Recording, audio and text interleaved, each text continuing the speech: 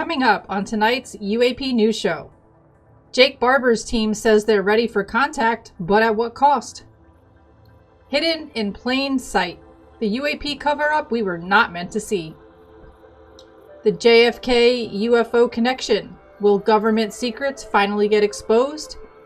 And 2 UAPs, 1 big mystery. Military and civilian sightings shake things up. Hey there, beautiful souls. It's your girl, Allie. We are back at it again for another episode of UAP Society's weekly UAP News Show. I am stoked to get started, and I'm riding solo tonight, so let's jump right in. Up first, Jake Barber's team says they're ready for contact, but at what cost? The world of UFO disclosure just took another wild turn. Jake Barber, a former government contractor, has come forward with claims so explosive that even the Defense Department has confirmed they're investigating. And, as if that wasn't enough, Barber has assembled a private team, one that's using psionics and telepathic techniques to reach out to these mysterious craft. But here's where things get really intense. They're not just looking to document these encounters, they may be trying to capture these UFOs. Yeah, you heard that right. Call them in to take them down. But what happens when humans attempt to take control of something that they barely understand? Is this an incredible leap forward in disclosure, or a reckless move that could lead to serious consequences? Let's break it all down. A tweet from News Nation says, "The Defense Department confirmed it is investigating claims made by government contractor Jake Barber on News Nation that he helped the military retrieve UFO technology during secret missions." So Ross, the major question, do you think the Pentagon confirming it's investigating the allegations of Jake Barber is a major step forward here? It's an incremental step forward. I think it's important because we do know that the new director of AARO, the Pentagon's UAP investigation office, a chap called Dr. John Kozlowski, we're assured he's very serious about investigating the phenomenon. And he admitted to the Congress under oath late last year that he was indeed now talking to first-hand whistleblowers. So to get this confirmation now from the Pentagon that they are now indeed investigating is positive. But as Dr. John Kozlowski has said to several people, his powers are very limited. The Pentagon dictates what he's allowed to reveal and what he's allowed to say publicly.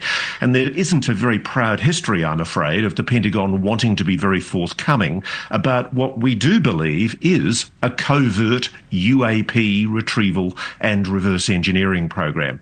So really, I think a lot depends on the degree of transparency and openness that's permitted by the Pentagon, and a lot of that hangs on the new administration. It really does rest with the president and also to some degree with the Congress whether or not we're going to get any movement on any further disclosure about this alleged covert program. It's very interesting. I know you say there is very clear intent from senior echelons within the Pentagon leadership to continue to suppress this story. Tell me more about that.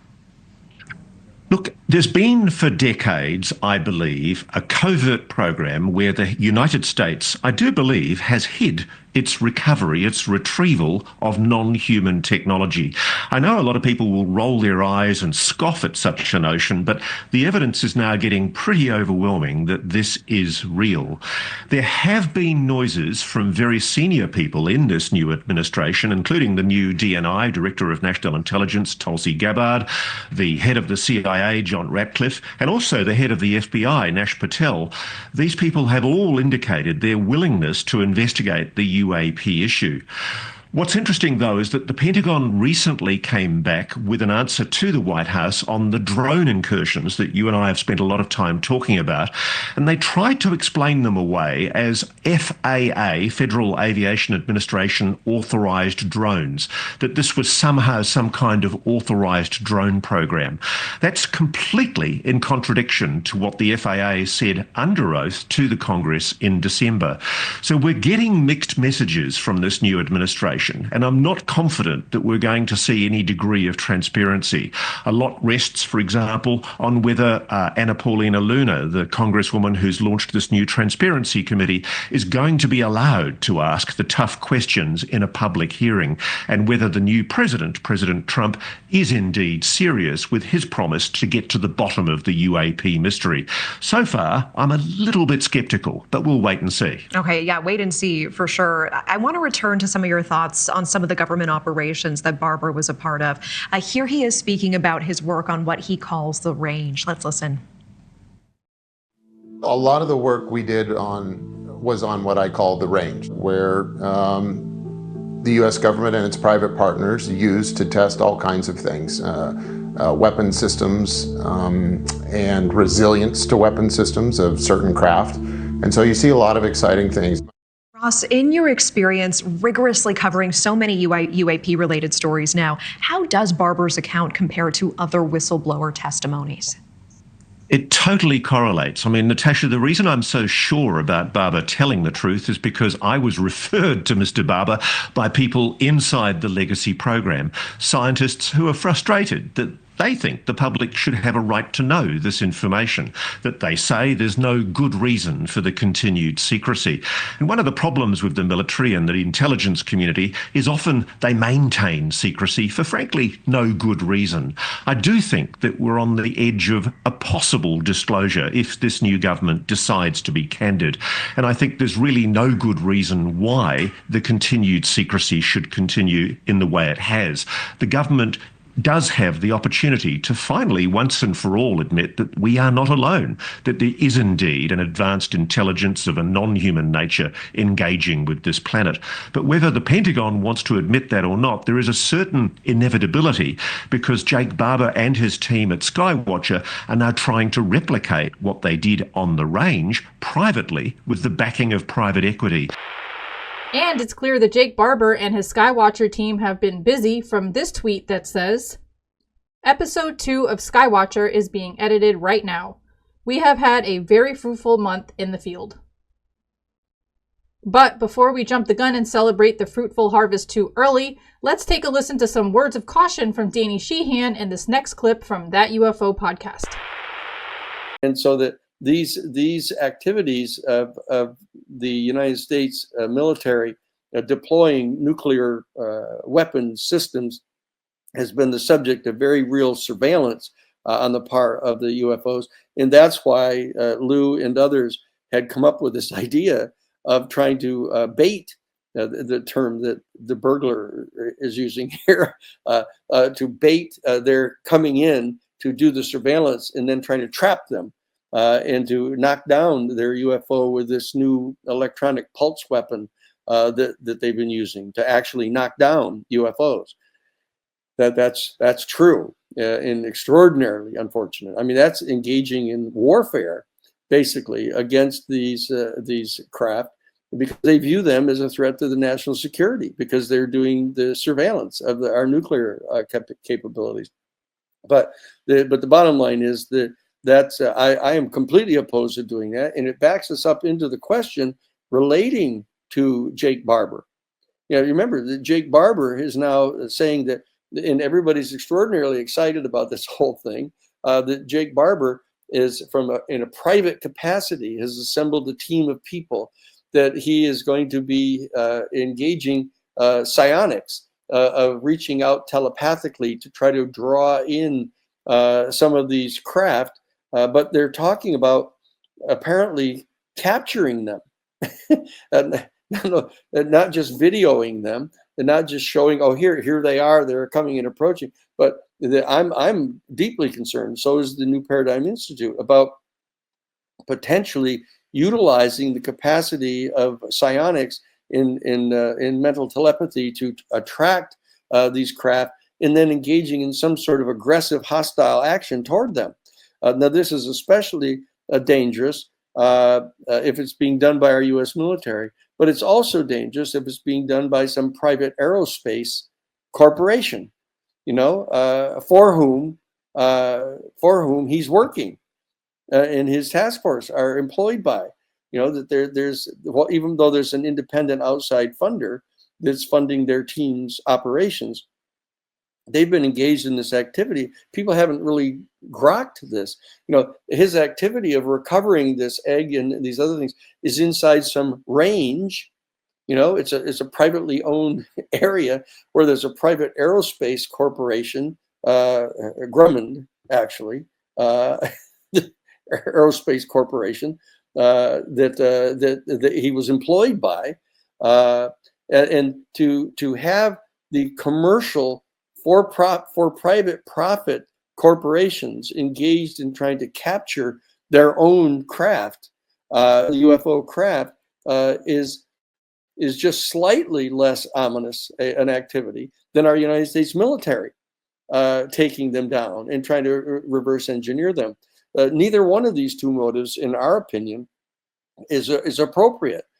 Trying to either gain some explicit military advantage over Russia or China by back engineering these craft, by knocking them down and taking their technology, or the private commercial industry, trying to capture these vehicles so that they can get patents on these technologies. I think both of those are low consciousness motivations, and that therefore the private citizen groups, civilian, non-commercially motivated civilian groups gathering and reaching out to establish telepathic communication with the craft and demonstrate our openness and friendliness toward them is an important alternative dynamic that I think really needs to be undertaken. And I'm going to do whatever I can in talking with Ross Coulthart and the folks, and getting to hopefully talk with Jake and Fred Baker and some of the other folks to make certain that type of lower consciousness motive is not going to characterize their activities, because even the person who's financing those activities comes from a major private investment group. I do not want, our new paradigm institute does not want the exploration of space and the reaching out to our extraterrestrial neighbors to be motivated by private commercial profit making, any more than we want it to be dominated by United States military efforts to establish superiority over areas of space. We don't want either one of those things to characterize this outreach and solicitation of communications with the extraterrestrial beings. That's our position. All right, so there you have it. While I am very excited that Jake Barber is bringing the Skywatcher team together and bringing in noteworthy people like Dr. Gary Nolan from Stanford University and Dr. Diane Powell from the telepathy tape study, and also all those other members that he has on there. However, this is something that I think I mentioned like 1 or 2 weeks ago when I first heard about Skywatcher and the rumor that they might be calling these crafts in to bring them down. I think that is wrong. Morally wrong, ethically wrong, in terms of humanity wrong, like all around the board wrong. Like, I don't even understand why you would endorse something like use of telepathy just to trick and capture somebody. Like, if we're going to be having the telepathy, consciousness, love conversation, then you should be above and beyond the capturing and the killing or the torturing or the enslaving or even just, imprisoning of another living entity. I totally agree with Danny Sheehan that if that is what Jake Barber's doing, that is a very low consciousness, low vibe behavior, and I am not here for that at all. I mean, this really reminds me of when Lou Elizondo was talking about how the government used to use nuclear submarines and other ships that had nuclear devices on them to like literally bait in the UFOs so that they can then use direct energy weapons or some sort of like scalar weapon or something, I don't even know, to take them down. Like, I don't agree with that at all. I mean, if you think about it, that's like literally an act of war. If China took down one of, I don't know, America's planes, for example, or if America took down one of Russia's planes, for example, like that would be an act of war. That would start a whole leap of shit that we do not have time or anything for, really. So why does anybody think that it would be okay to call in these crafts just to take them down? I mean, my first thought goes to, well, who's on that craft? What are the occupants of that craft doing? Like, who's considering them and their well-being and what they have to say about all of this? Like, imagine you're an alien just zipping around in a UFO. All of a sudden you get a telepathic communication from a human who seems to be pretty cool and they know what they're doing, but then next thing you know, oh boom, your ship is crashing into the ground and they're taking you to Area 51 to do God knows what to you. I mean, that's just like, my goodness, if we could just get past all of this like trivial tribal BS and just learn how to commune and come together and to live in unity and to live in peace, that would be fantastic. I mean, I don't really know what else to say about this conversation because I feel like I've said it before. As you guys probably already know, I've been doing CE5 for over 2 or 3 years now. I can't even remember what. We started doing it once a week on my server, and then we moved it to once a month recently, only because it was too much to do it once a week with all the other things that I have going on. But I am very well versed in CE5 protocol, and none of it involves tricking any entities into doing anything. It is all about having an open mind, an open heart, love, gratitude, compassion, empathy, unity, peace, all that kind of stuff. And if somebody is using heist protocols or CE5 protocols or even something, you know, some new off-brand of psionics to call craft in to take them down, not cool. Stop it. Knock it off. Put your brain away if that's what you're going to do with it. So that's what I have to say, and Justin's not here to bounce ideas off of, so that's gonna have to be it. If Jake Barber's team actually succeeds in capturing a UFO, what do you think happens next? If we do that, isn't that an act of war against our galactic family? And what of the occupants of these crafts? What happens to them? Does anybody care how they feel about all of this? Sound off in the comment section below and let us know. Up next, hidden in plain sight, the UAP cover-up we were not meant to see. For decades, they've been hiding in plain sight. Massive defense contractors with deep ties to the US military playing a pivotal role in one of the biggest mysteries of our time. Lockheed Martin and Northrop Grumman, two names whispered in every serious UAP discussion, yet rarely held accountable. How much did they really know? And more importantly, how much are they keeping from us? In this segment, we'll explore the tangled web of secrecy between these defense giants and the U.S. Air Force. From jaw-dropping statements made by Ben Rich, who just happens to be the former head of Lockheed Skunk Works, to a no-nonsense breakdown from investigative journalist Ross Coulthart, and even a bold challenge from Representative Tim Burchett. This story is packed with receipts. And let's not forget whistleblower Jake Barber, who when asked who he worked for, essentially he told us without telling us when he said, if you took 2 guesses, you'd get both right on the first try. So, is the truth about UAPs really locked away in corporate boardrooms? And is the US Air Force complicit in keeping it all under wraps? Let's get into it. To set the tone of this conversation, let's take an older look at a clip from Need to Know podcast and hear from Ross Coulthart himself.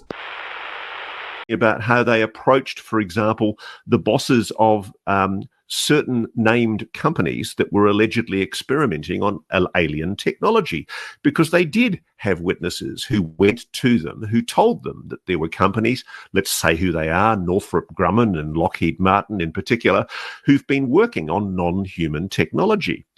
Arrows declared in this report that it found no evidence that US companies ever possessed off-world technology. The executives, scientists, and chief technology officers of the companies named by interviewees met with the director of Arrow and denied on the record that they've ever recovered, possessed, or engaged in reverse engineering of ET technology. Firstly, there's a problem with it. ET technology. That's not the euphemism that we're using. It's NHI technology, because it might actually be terrestrial technology we're talking about. The other thing is none, and I'm very sure of this, none of these aerospace officials were put on oath. And moreover, there was a very clear understanding, to my knowledge, that the existing constraints on what you're allowed to reveal if an operation is hidden behind a WUSAP, a waived, unacknowledged special access program, the deepest, darkest, dirtiest secrets of all in the US military and intelligence community. If it's a WUSAP, if one of these programs is protected in some way by a special access program that's tied up with a bow to be super, super secret, you are, as the head of that defense aerospace company or its corporate counsel or whoever it was that was questioned, you are legally obliged to avoid answering the question and, if necessary, to lie to conceal the existence of that program. So unless Arrow had the Title 50 access, which it didn't, to make these inquiries, and unless it put these people under oath, and unless these people were released legally from the terms of both their secrecy oath and any non-disclosure agreements, which they weren't, you're never going to get a straight answer. So the idea of Sean Kirkpatrick or whoever walking in and questioning these aerospace bosses and asking them directly, oh, do you guys have a flying saucer in your basement? You don't? Happy to take you on your word, guys. No problem at all. Okay, and now that Ross set us up for that lovely assist, let's take a look at a forum called Lockheed Skunk Works Ben Rich Comments Revealed. Significant statements made by Ben Rich, former head of Lockheed Skunk Works, specifically pertaining to advanced propulsion space travel. All have been 100% verified and authenticated. So, while all of the quotes are worth looking at in this forum, let's just take a look at what I consider to be the top 4. All right, first one says, the Air Force has just given us a contract to take ET back home. Well, shit. I mean, I don't see how you can misinterpret that. Next one says, we already have the means to travel among the stars, but these technologies are locked up in black projects and it would take an act of God to ever get them out to benefit humanity. Again, well, shit. I mean, I don't think there's any room for misinterpretation there either. He's basically saying, we can do this. We have these technologies. We've been working with these technologies. We've been making advancements with these technologies, but they are never going to see the light of day. And if they do, it would literally take an act of God to make it happen, because the hold down of this information is so intense that it's almost impossible to get it out. And keep in mind that most of these comments were made back in 1993. Keep that in mind as I read the next ones. He says, it is time to end all the secrecy on this, as it no longer poses a national security threat, and make the technology available for use in the private sector. So back in 93, Ben Rich was saying that it's time to end the secrecy as they no longer pose a national threat. Now think about how the whole UAP cover-up secrecy stigmatizing thing started. This started back in, like 1947-ish area, where they were testing nuclear bombs and they happened to have a UFO fall out of the sky when they did that, and blah, blah, blah, yada, yada, missing pieces in between. They basically took all of this stuff and categorized it into one big category as a national threat, the whole atomic energy situation. And that's how they're able to still, to this day in 2025, able to keep this stuff locked under a tight lip, because they feel like it is national security issue and they're not going to do anything at all to compromise national security. Now, I am not a proponent of doing things to compromise national security, but let's be real. This information is old. There are certain things that they can release to us, like the fact that we're not alone. Like, why can't they just say that? Why do they feel the need to, still stigmatize this issue and make people who believe in this kind of stuff seem like conspiracy theories with a tinfoil hat rack in their closet?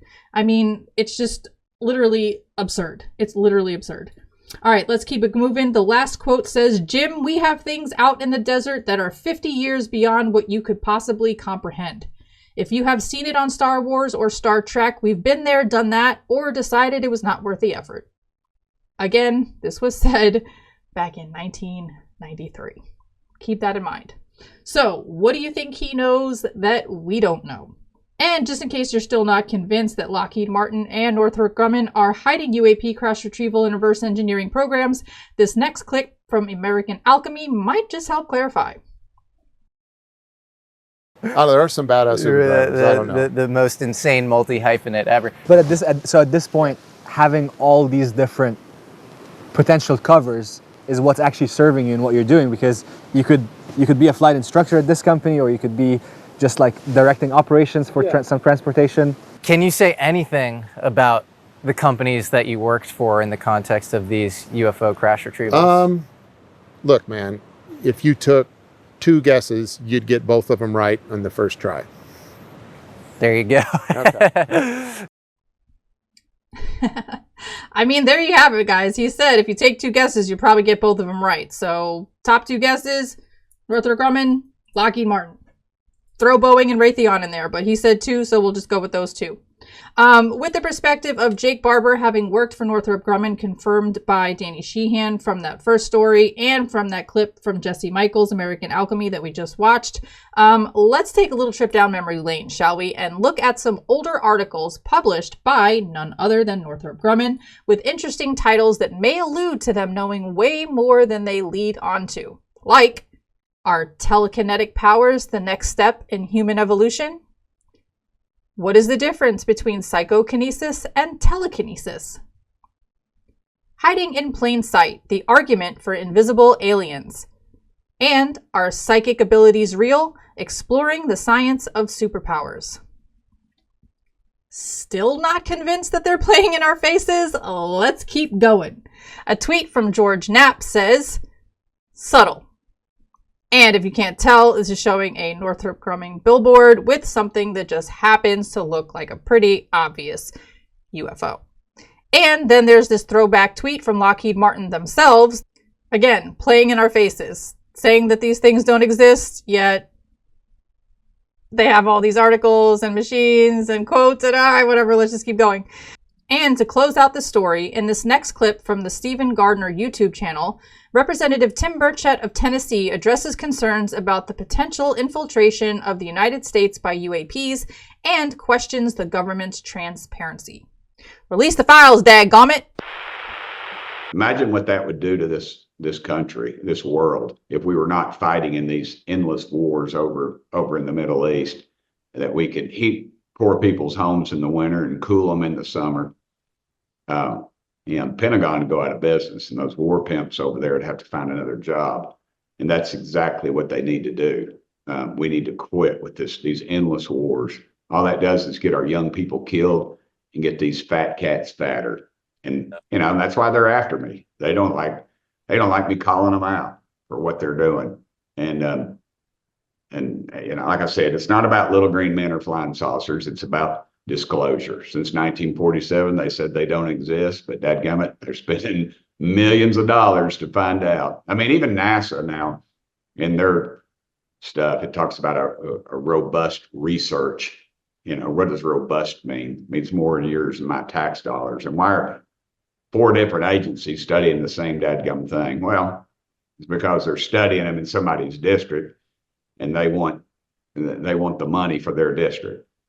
And there again, money, power, influence, corruption. It all runs together. Wow. I like your term, the war pimps over at the Pentagon. There was also one other thing that I wanted to show you guys that I showed in a previous UAP News Show regarding Lockheed Martin and their technology and how they have skin of craft that are alive, and the designs of the things that they're working on in this video are pretty suspiciously similar looking to some UAPs and UFOs that we've seen in the past. However, the last time I featured that video in the news show, YouTube flagged it for a copyright thing and I had to take it out. So I cannot show it to you this time. However, I am going to put a very strong emphasis on going to the video description box below and checking it out, because it's just another example of big companies like Grumman and Lockheed Martin putting out stuff and playing in our faces. Highly recommend it. Go check it out in the video description box below. So, do you believe major defense contractors like Lockheed Martin and Northrop Grumman have access to UAP technology, especially when former head Ben Rich once hinted that we have technology to take ET home? Was he being literal, or was it just an exaggeration? If the U.S. Air Force is actively involved in secrecy, who do you think is really calling the shots? Congress or private corporations? Let us know in the comment section below. Next on the docket, the JFK-UFO connection. Will government secrets finally get exposed? What do JFK, UAPs, and government secrecy have in common? A whole lot more than you may think. The GOP Oversight Task Force's first official JFK assassination hearing is set to take place on March 26, 2025, and let's just say there are some serious questions that we hope get answered. But here's where things get even more interesting. Legendary attorney Danny Sheehan just spilled some serious tea on what's actually hiding in those classified JFK files, and it might connect directly to the biggest cover-up of our times, UAPs. And as if that wasn't enough, Congress is once again pushing for transparency with the reintroduction of the UAP Disclosure Act. But will it actually lead to anything, or will we get more smoke and mirrors? We're connecting the dots between history, secrecy, and the fight for the truth. A tweet from Anna Paulina Luna says, "My GOP Oversight Task Force's first hearing will be held on March 26th and will examine the assassination of President John F. Kennedy. We will also visit the site of the assassination in Dallas, Texas, and speak with first-hand witnesses. Stay tuned." To get an insider's perspective, in this next clip, Danny Sheehan spills the tea on why the JFK assassination files are held under such tight wraps and how it ties into UAPs and even other countries. Outside of the authorized channels, the CIA didn't know about it. The Justice Department didn't know it. Nobody. They were exchanging letters through a fellow by the name of Norman Cousins was actually delivering the letters back and forth to Khrushchev and to Kennedy. There were 18 letters that were exchanged, and in those letters, President Kennedy and Nikita Khrushchev were actually planning to exercise their respective executive power authority to start to physically disassemble the nuclear warheads of both of those nuclear arsenals and to destroy them.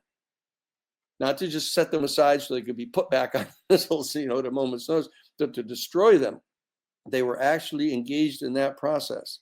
And what President Kennedy did is said he would, in fact, propose to replace the massive military spending that both countries had engaged in historically in this Cold War that stimulated their economies. They would substitute for that a major joint Soviet and United States space program, exploring outer space.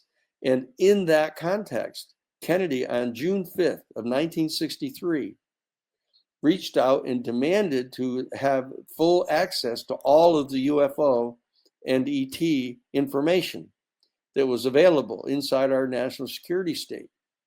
And they refused to give it to him because they knew he was getting set to give it to Nikita Khrushchev as a show of good faith.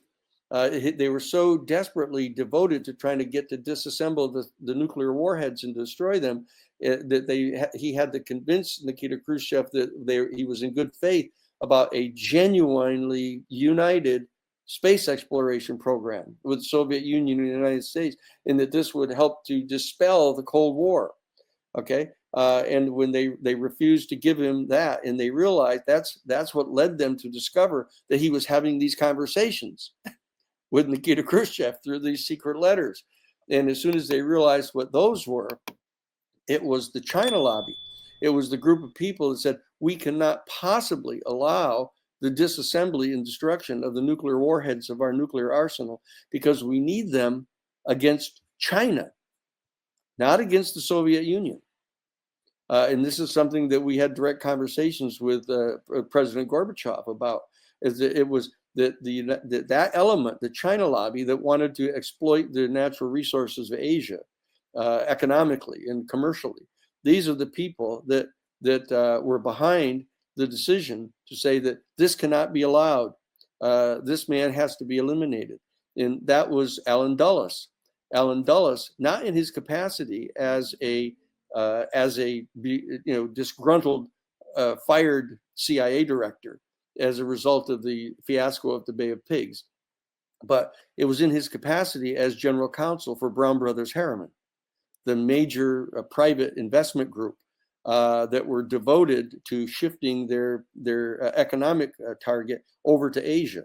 And that this is a long and this is something that I'll have to be giving in some detail to the task force dealing with the JFK assassination. But you can see that there's a way in which it's related, because it was his demand for all the UFO and ET information that tipped off the national security state people that he was having these other secret conversations with Nikita Khrushchev. And the reason that I know about it is because the person who was going to broker the agreement to cover the systematic disassembly and destruction of the nuclear warheads was Pope John the 23rd, because Kennedy had trusted him implicitly, and Nikita Khrushchev trusted him explicitly. And it was Nikita Khrushchev that recommended that it be Pope John the 23rd that actually brokered the agreement and made sure that it was enforced. So that whole process was going on, which is a complete and total secret that like nobody knows about. That I happen to know about because I was at Jesuit headquarters, and that the Jesuit order, as you know, is not only the largest order inside the Catholic Church, but it's also most of the foreign diplomats and intelligence operations. And so we were privy to that information. And so the time has come to make that clear to people now as to what happened. And that's the relationship that it has to the demand for the UFO information.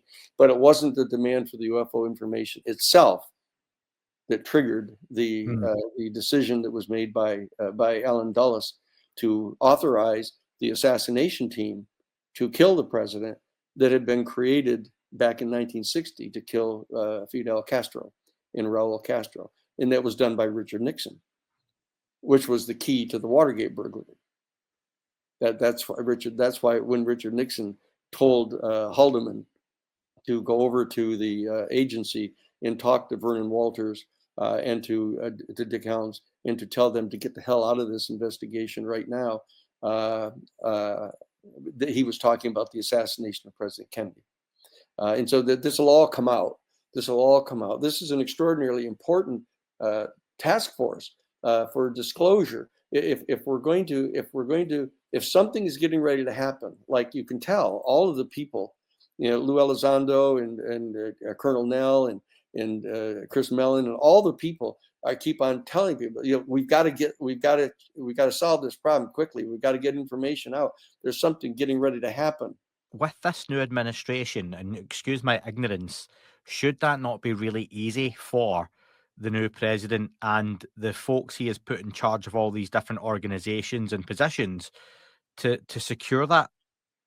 No, because you need to understand that there's an element deep within the national security state of the United States that is fundamentally and profoundly unconstitutional, and that they are so convinced that the elected representatives can't be trusted, and that even the president of the United States is only a temporary employee of the government at any given time for 4 to 8 years.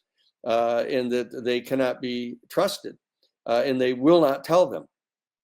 That's why it's going to be so important for the task force that Comer has set up now in the House Oversight Committee to have subpoena power and to subpoena these people to come in and to compel them to answer the questions. They have to conduct themselves, in effect, like a grand jury.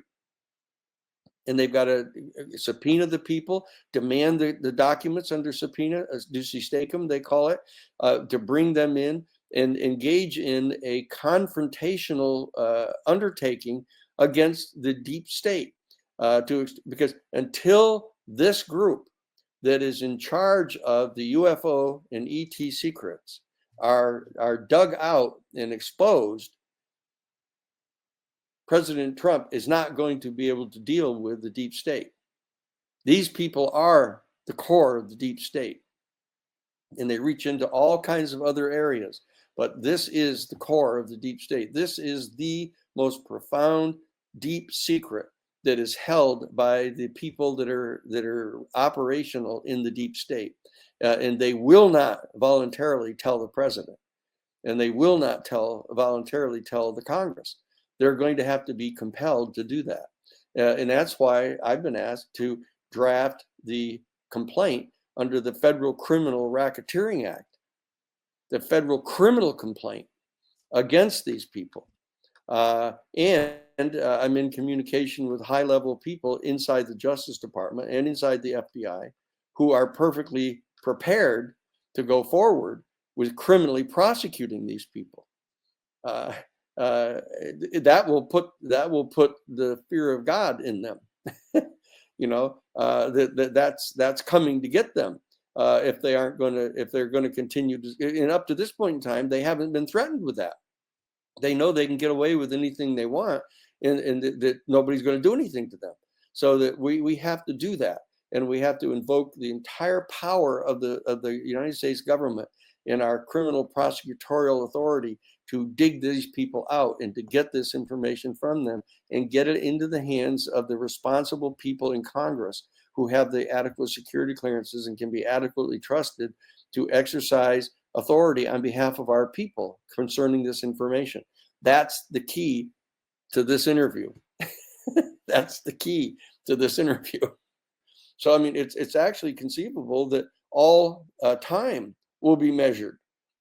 Instead of from the birth of Christ in Western civilization, or from the founding of certain dynasties in China, it's going to be based upon that crossing that barrier, and to realizing that we're galactic citizens, and that we will be having to compute our time from this period. And so we have a period now over the next 2-year period between now and the next elections in the United States here, that will be in November of 2026, for this administration, now that they're in control of the House and the Senate and the White House, and substantial influence in the American judiciary branch, they have this golden opportunity right now to do what President Trump has promised they're going to do, is extract all of this information from the national security state and make it public, and that's what's happening. So this is going to be probably it could well be, if we can avoid more warfare, and even the potential threat of thermonuclear war, if we can get through this next 2-year period and bring to fruition the promises of this administration pertaining to the UFO issue, we may be witnessing in the next 2-year period the most important 2-year period in the entire history of the human family. And here we are, privileged to be here, to be all participating in this extraordinary process, which people will be looking back 1,000 years from now, looking back at this as an absolutely transitional period in human history, and we get to all participate in it. So that's just clarifying information for me. I always thought that there was an association between the JFK assassination and UFOs, and now we also know that it involves Russia and nukes and JFK trying to call for peace and the other people not wanting him to be able to do that, so they offed the man in the process so that he couldn't do that, which is pretty wild considering he was a president. And we had other countries get involved in this whole assassination process, and the CIA was probably the ones behind it completely. So yeah, wild times. Since we're talking about Congress making moves, this next tweet from Merrick von Rennenkamp says, Senator Rounds will reintroduce the UAP Disclosure Act, which defines non-human intelligence and mentions it 24 times, defines legacy program, requires the government to take control of UAP held by private contractors, Lockheed Martin and Northrop Grumman, and excellent work by Ascapol UAPs. So yeah, this new task force that Anna Paulina Luna has put together and is the head of, they are talking a big game, However, I am recording this on the 28th, and they just rickrolled our asses with that whole, here's the Epstein file list thing. So I don't know how much confidence I have in any of this, to be honest with you, but it is what it is. March 26th is a date that I will mark on the calendar. And yes, I will be tuning into that event and seeing what happens. Now, will I have my expectations super duper high? No, probably not. But, I'm here for it either way, so let's just see what happens. So, if JFK were alive today, how do you think he would handle UFO disclosure? What do you think is the bigger threat? The truth coming out, or the government keeping it hidden? If the government came clean tomorrow about everything, JFK, UFOs, hidden technology, everything, how would that change your worldview? Would it, or would it not? Make sure to go to the Lato Files Discord server and share your thoughts with the community there. An invite link can be found in the video description box below, so make sure to check that out because there's also all of the sources featured in the show in the order that they appear to make it nice and easy and seamlessly effortless for you to check it out. Up next, 2 UAPs, one big mystery. Military and civilian sightings shake things up. Something strange is happening in our skies, and this time the evidence is impossible to ignore. We've got 2 major UAP encounters making waves, one from a highly advanced military aircraft, and the other from a sharp-eyed citizen in Oklahoma City who captured captivating footage. Even Christopher Mellon is weighing in, warning that these incidents could have huge implications for national security and aerospace technology. If these objects don't belong to us, then who or what controls them? From radar-confirmed anomalies to civilian-captured proof, the big question remains. Are we finally seeing disclosure unfold in real time? Christopher K. Mellon tweets, "This news story describes what appears to be a serious new UAP incident involving a U.S. government aircraft equipped with a highly advanced radar. It is clearly an aviation safety issue due to the object's unsafe speed and proximity. However, it takes on greater significance if the object represents an aerospace capability that does not belong to the U.S. or have known U.S. analog. Although unusual, there are hundreds of documented UAP sightings by commercial airline pilots, likely only a small fraction of the total given the climate that existed before the so-called Great UAP Thaw began in 2017. I don't know if I ever heard the Great UAP Thaw before. That's interesting.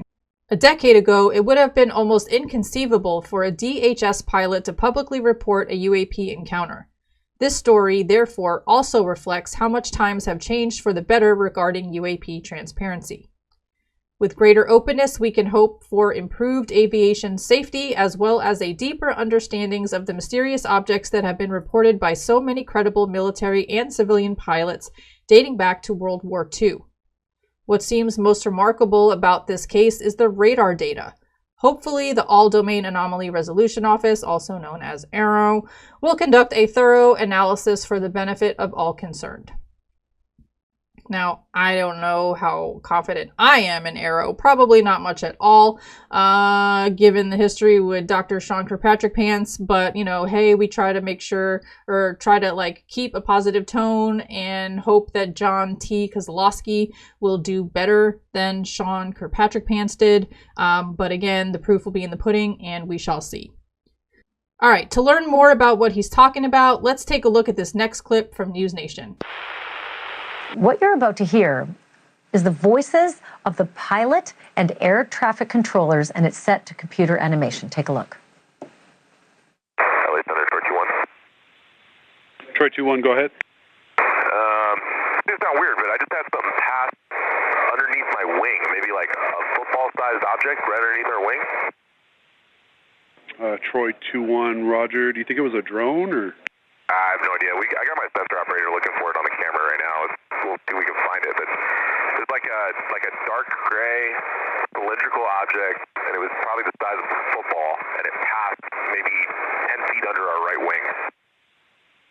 Troy 2-1, Roger. Thank you for the report. Keep me advised if you find anything else out. Yeah, we'll do. We're looking for it now.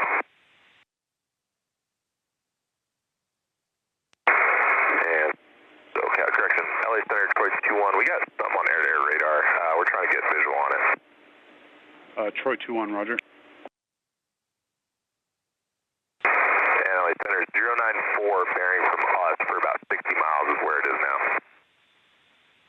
Troy 2-1, say again. 094 bearing from us, about 60 miles away is where we're picking it up now. LA 15, Oakland. Troy 2-1, Roger, thank you. All right, this guy was stopped at 14 for him because we were busy. There was some UFO reported here, but that's all taken care of now, so you don't have to worry about it unless you want to talk to Aaron. It was earlier, but it's gone. I may not have to worry about it, but I am plenty worried about it. This is where I call in Ben Hansen to help me make heads or tails of this. Ben is a former FBI special agent and host of UFO Witness on Discovery Plus. He managed to secure that recording that you just heard because it was not made available to the public. Ben, what is your take? This is a really interesting case. It was actually the air traffic controller who reported it to the National UFO Reporting Center, or NUFORC. So NUFORC is actually cited in the FAA regs as one of the places where pilots can go to make reports. So first, we want to thank the controller for reporting it, and also for the pilots. This was a Homeland Security flight, actually. So they were on, I don't want to say covert, but they were on a mission, probably doing drug interdiction or something like that.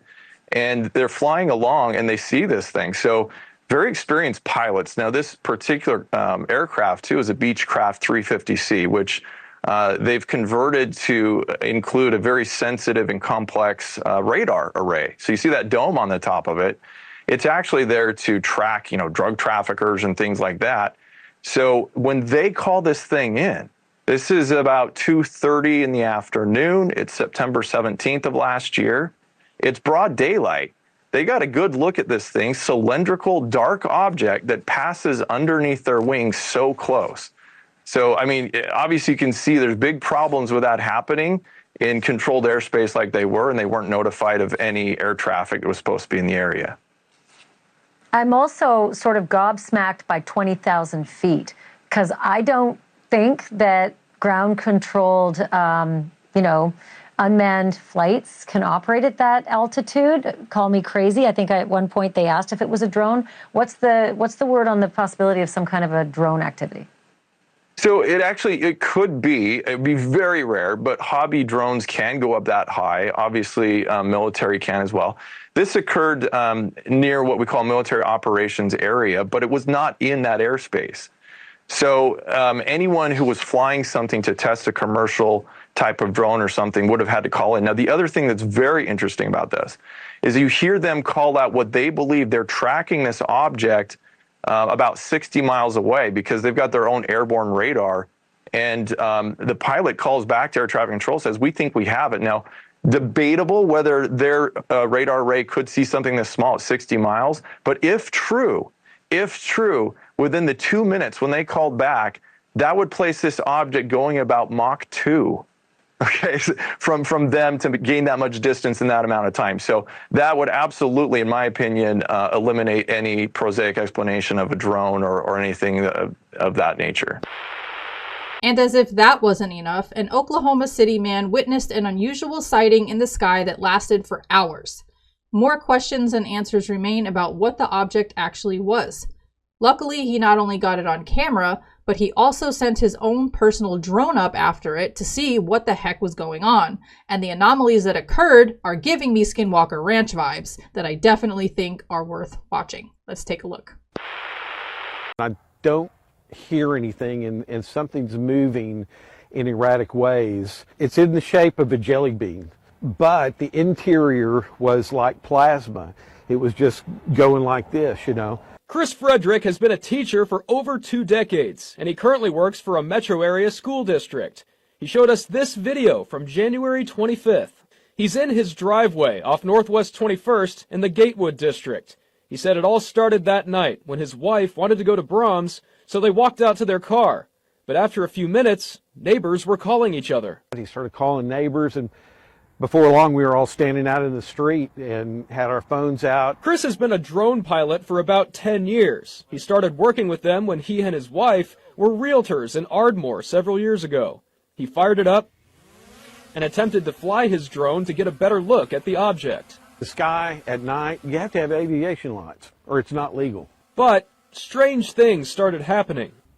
My controller talks to me, and It said unable to take off, electromagnetic interference. After he recalibrated a few times, he eventually got it in the air and took these pictures of the object, which he estimates is around 1,500 feet off the ground. His drone was at about 400 feet when he took the pictures. It concerns me that something was up there at night at that altitude that could have been a hazard. He said his video function wouldn't work, which was odd. And there was something else. Only about 4 minutes and 18 seconds of flight time. It had a fresh battery in it. It has a 35-minute flight life. And as soon as I took those 3 pics, my controller said a low battery, return to home. Chris and his wife kept seeing that object for about 4 hours that night. We showed his pictures and videos to experts at OU for a second opinion. What it is, I don't know, right? But I think I would approach this question as what is it likely to be, right? So that's where I'm coming from. Professor Killick teaches astrophysics and cosmology at the university. From the Plaza District, it's south of them because we can see the Orion constellation in the background, so we know their point of view. He acknowledged the object looks strange, but ultimately, it's likely it's just another drone in the sky. I could see a red streak. Now, I don't know if it's because, I could imagine if it's a long exposure. I don't know if it is. I don't know how long the exposure was, but, you know, a drone could have a red light on top of it, right? I mean, our planes have red lights on them. We took a look at the metadata, or digital picture information of the drone pictures. You can take a look at that info for all the images right here in Oklahoma City. Jason Berger, KOCO 5 News. All right, so there we have it. We have one military sighting that is confirmed with radar, multiple sensor systems picking this object up, and then we have a civilian sighting that was caught on camera and offered lots of familiar anomalies to his drone that we just so happened to see on places like Skinwalker Ranch. Batteries draining, you know, the drone being sent back to home, you know, not being able to follow its GPS directions, you know, going around in circles or just literally dropping out of the sky like rain. I mean, we've seen this so many times. Well, if you've watched Skinwalker Ranch, you've seen this, I shall say. But yeah, that is quite common. So, I mean, I think that that's pretty relevant, you know, that the military sighting was an older one, but it's just now coming to light. But this Oklahoma City sighting just happened. But yeah, so, I mean, what do you guys think is more shocking? The military pilot's encounter or the civilians' footage? If you captured something unexplainable in the sky, would you report it or would you keep it to yourself? Why do you think so many military encounters are still brushed off, even when the radar confirms that they actually happened? Let us know in the comment section below. And to close out tonight's show, we have another Danny Sheehan clip from That UFO podcast that we feel is worth a share. In it, he recognizes personal disclosure as a movement of citizen diplomacy with UAPs, and I happen to personally really like that phrase and that concept in general. It sits nicely next to citizen science, and it happens to have a pretty nice ring to it. He also addresses the tension between Lou Elizondo and Dr. Stephen Greer, which we all are very much aware of, which is pretty interesting given that he legally represents both of them, or represented, at least in the past. Maybe not now, but he did. And the best part of all, he leaves us with a bold assessment of our current timeline. There's now a major movement in the United States, now that the witnesses from inside the government have come forward and asserted publicly and to the Congress that there is a means by which you can communicate with the pilots and occupants of the UFO craft through, surprisingly enough, telepathy, mental telepathy. And so that there are citizens groups now organizing around the country and indeed around the world to actually go out into the fields and sit in circles and reach up kind of telepathically to try to establish direct citizen diplomacy with the occupants of the UFOs. And they're not being called crazy anymore. And that was one of the major tactics of the American intelligence community and the military, who were trying to keep the secret that they had these UFOs. That was to say people were basically mentally ill or crazy if they believed in that UFOs were real. And so now we've crossed that barrier where everybody now knows that they're real and that there's a way for individual citizens to reach out and potentially have direct diplomatic communication with the occupants, to take that out of the exclusive hands of the military and the intelligence agency people. And so that's what's happening right now. That's this extraordinary movement that's going on across the world right now. And so people are now tuning in to podcasts such as yours and others, and with Ross Coulthard's television show, etc. And people are now starting to listen to people like Luis Elizondo, who's been trying to tell the public about this. And he's now written a book which has gone to the top of the bestseller list, the New York Times bestseller list, called Imminent, talking about the reality of the UFO phenomenon. And they're beginning to give more and more credit now to people like Dr. Stephen Greer, who's been working for decades to try to share information with the people of the world about this UFO phenomenon. And even though Luis Elizondo and Dr. Greer have differing perspectives on this and are inclined to say so publicly, the reality is that they're both engaged in trying to get substantially more information out to the people of the world about this. And Dr. Greer is suspicious of the ultimate motives of the national security state people in the United States, which everyone has a right to be, because of their dissembling and lying and actually destroying the lives of innocent people who've been trying to communicate information about this over the past decades.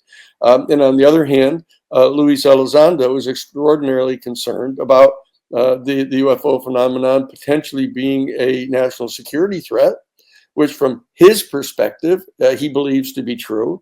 And so that we have good faith Americans having different perspectives on this, and good faith people all across the world. Now parliaments in other countries are coming forward and seeing what the United States Congress is doing, holding public hearings about this, are now starting to discuss having hearings in their countries to reveal what it is that their military and intelligence services know about this phenomenon.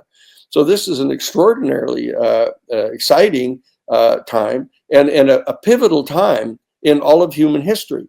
If we are on the brink of getting absolute, indisputable confirmation of the reality of the UFO phenomenon and the fact that they are of extraterrestrial origin, and meaning that there's life elsewhere in the universe, intelligent, highly technologically developed, but non-human life in the universe, we're approaching the point that's going to be a dividing point in potentially all of human history.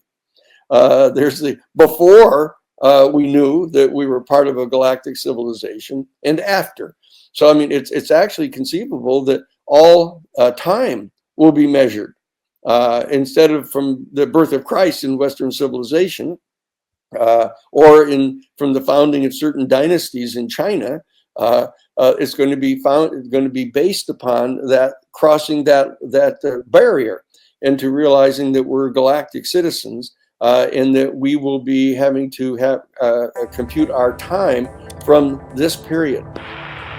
And that concludes this week's UAP Society's weekly UAP UFO News Show.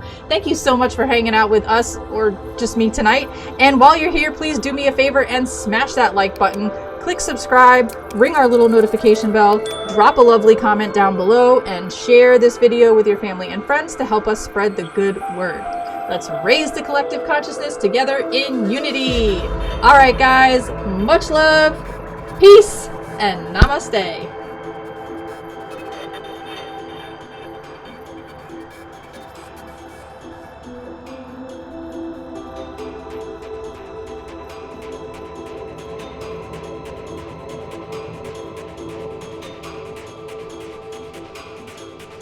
Spaceship.